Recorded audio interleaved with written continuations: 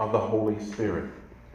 In this season of Pentecost, we were looking at the fulfillment of this work that God is doing. And what we use this particular term very religiously, that God is up to something. Throughout history, we could see that God has always been up to something. And one of the things that he's been up to is having us conformed to the image of God's self, having us operate according to his will in his way.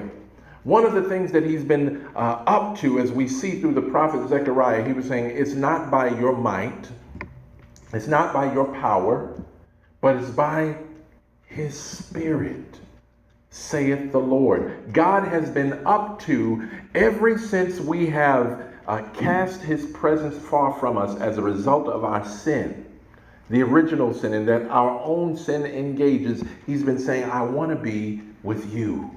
I want to be one with you. And so he calls us. He's not going to force himself on anyone. He says, arise. He first calls us out of the grave. He died for our sin. He rose to declare us guiltless, innocent, justified. And then he says, I'm not going to stop there. It's not over that I've died. It's not over that I've risen. But now that I've come back in the midst of you, I want you to know that I'm going to the right side of the Father. I'm going to have a conversation with him continually. I'm going to intercede on your behalf. I'm going to stand in the gap because you're not yet ready. But here's what I want you to know. I'm going to, Ezekiel 36, remember we've been looking at that? I'm going to perform a surgical procedure on you. And I'm going to remove the stony heart.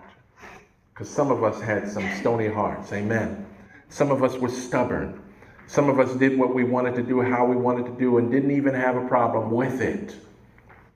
God says, I'm going to take out the stony heart, and I'm going to give you a heart of flesh. What he's saying is, I'm going to give you a heart that has feeling now.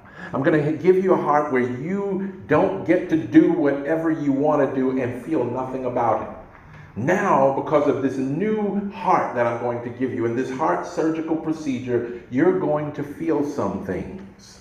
You're not going to get to talk about somebody and walk away as if it was nothing.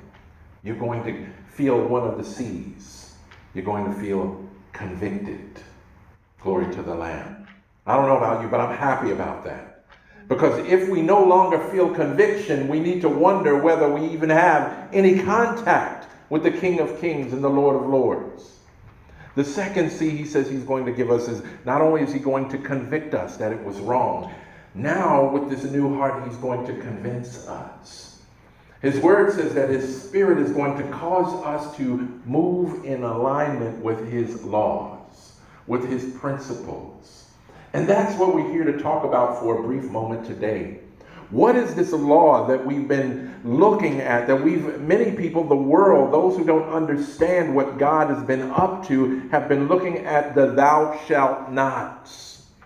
Thou shalt not this and thou shalt not that. And they say that they would not worship a hard taskmaster who tells them with a long list of thou shalt nots, what to do and what not to do. But those of us who've had an encounter with God begin to understand that the law that God has placed before us is not a list of thou shalt nots. Let's take a look at the word this morning. The word of God has been impacted upon the Apostle Paul. And as he is sharing this word with the Romans and with us also by application this morning, he says, listen, I want you to render, verse 7, to all their dues. Give tribute to whom tribute is due.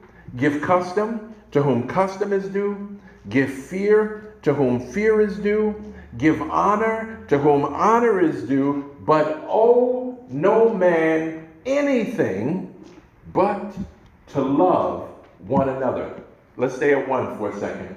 There's only one thing that God mandates in the kingdom. That is, somebody say it? Love. That's what God mandates. He says, oh,